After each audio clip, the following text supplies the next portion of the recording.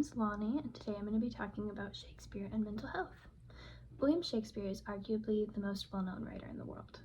His work, transcendental. His name, unforgettable. He's created a literary legacy, but it doesn't stop here. How is Shakespeare relevant to psychology? To your own mental well-being? Within our short time together, I hope to help you discover how Shakespeare can teach us a lot about improving our own mental health, as the themes are so intricately knotted into his plays. Perhaps even drawing you to the conclusion that his exploration of human mentality and nature is why we still feel so connected to his work even hundreds of years later. Today we'll be diving into two of his plays in particular, Julius Caesar and The Taming of the Shrew. Both of these plays have underlying themes of valuing the upkeep of mental state and not allowing the overvalue of others' ideas and perceptions about you to drain your self-confidence and mental health, but ultimately impact your choices. In the case of Julius Caesar, Caesar is a man who is very highly regarded. He's at his prime and the top of the world. In a way, he's set a precedent for himself that he must uphold, and he lets this influence his decision-making, which turns out to be a perilous mistake.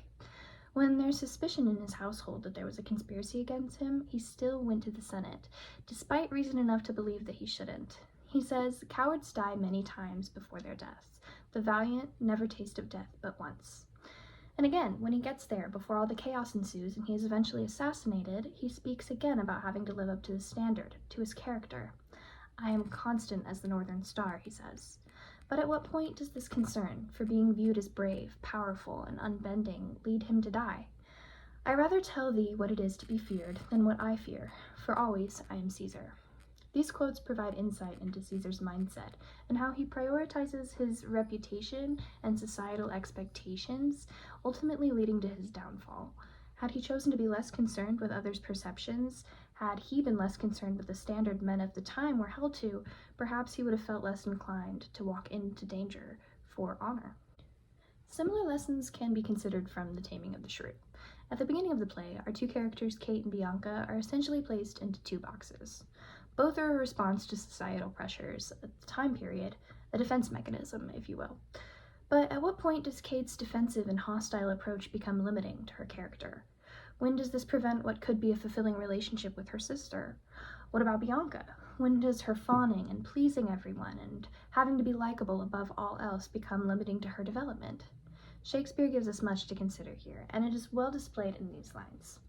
"I see a woman maybe made a fool if she had not a spirit to resist." Or here, with "Sister, content you in my discontent. Sir, to your pleasure humbly I subscribe. My books and instruments shall be my company. On them to look and practice by myself." The case of Taming of the Shrew with Catherine and Bianca, obviously when there's a happy ending and everything is resolved towards the end of the play, they have explored beyond the boxes they were put into initially, which I think Shakespeare uses as a way to tell us not to limit ourselves to these boxes as a response to societal pressure. When reading Shakespeare for this course initially, I thought it would be mainly beneficial in the way that I would have to have grit to get through the text, and it would be intellectually challenging. I'm happy to say I was pleasantly surprised to find that not only did it connect to my personal life and teach me life lessons, but also to my major. Shakespeare's exploration of how we make choices based on fear or attempted management of how others perceive us is one of the reasons why we feel so connected to his works to this day. This is a universal human experience, and perhaps a nudge to not care so much about what others think of us. During this reflection, we can be assured that our struggle with conforming and navigating societal expectations is universal, and we can be encouraged by one of the most timeless voices there is, that sometimes it's necessary to abandon that care and march to the beat of your own drum. Especially if you tend to be ambitious, it may just save your life.